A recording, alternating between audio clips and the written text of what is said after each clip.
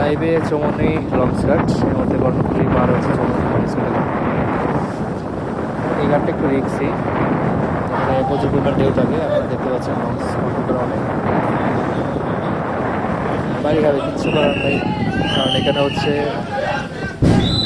এখানে পানির স্রোত অনেক বেশি থাকে, যার কারণে হচ্ছে এটা এই ঘাটটা কন্ট্রোল করা একটু কঠিন।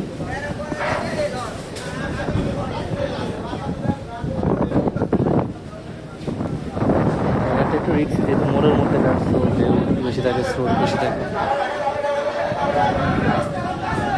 যাত্রী হয়েছে চৌমনি ঘাট থেকে প্রায় 50 জনের মতো যাত্রী হয়েছে, 50-60 জন যাত্রী হয়েছে।